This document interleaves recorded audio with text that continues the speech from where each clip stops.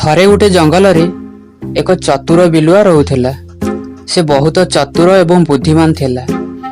ସେ ଦିନେ ଏକ ବାଘକୁ ଭେଟିଲା ଏବଂ ବାଘ ବିଲୁଆକୁ କହିଲା,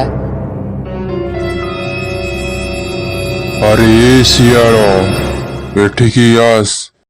ମୁଁ ବହୁତ ଭୋକିଲା ଅଛି। ମତେ କିଛି ଖାଇବାକୁ ଦେ, ନଚେତ୍ ମୁଁ ତତେ ଖାଇବି। ଇଲୋ ମାଲୋ, ବାଘ ହାବୁଡ଼ରେ ପଡ଼ିଗଲି। କିଛି ଗୋଟେ ଚାଲାକ ବାହାର କରିବାକୁ ପଡ଼ିବ, ନହେଲେ ବାଘ ସିଧା ଖାଇଦବ। ମହାରାଜ, ମୁଁ କଣ କହୁଥିଲି କି, ଯଦି ତୁମେ ମତେ ଖାଇବନି, ମୁଁ ତୁମକୁ ଗୋଟେ ଭଲ ସ୍ଥାନକୁ ନେଇଯିବି, ଯୋଉଠି ବହୁତ ସାରା ପ୍ରାଣୀ ରହୁଛନ୍ତି। ତୁମେ ସେମାନଙ୍କୁ ଖାଇ ତୁମର ଭୋକ ମେଣ୍ଟାଇ ପାରିବ। ଠିକ ଅଛି, ମତେ ସେଠାକୁ ନେଇ ଚାଲ।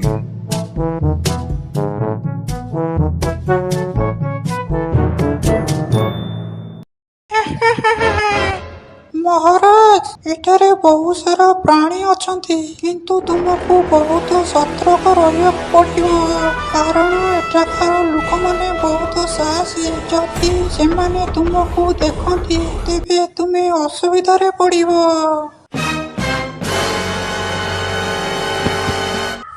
ଗାଁରେ ବାଘ ପଶିଛି, ଧାଇଁ ଆସ ହୋ, ଧାଇଁ ଆସ। ଗାଁରେ ବାଘ ପଶିଛି, ଧାଇଁ ଆସ ହୋ, ଗାଁ ବେଲା ଧାଇଁ ଆସ। ଗାଁରେ ବାଘ ପଶିଛି, ଧାଇଁ ଆସ ହୋ, ଗାଁ ବେଲା ଧାଇଁ ଆସ। ବାଘ ଗାଁରେ ପଶିଛି? କୋଉଠି? ହଁ, ଚାଲ ଚାଲ, ସମସ୍ତେ ଚାଲ।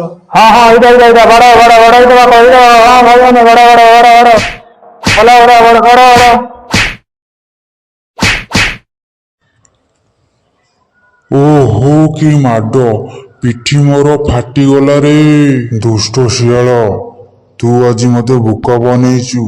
ରହ, ଆଜି କୁଆଡେ ଯିବୁ? ତତେ ଆଜି ମୁଁ ଛାଡ଼ିବିନି।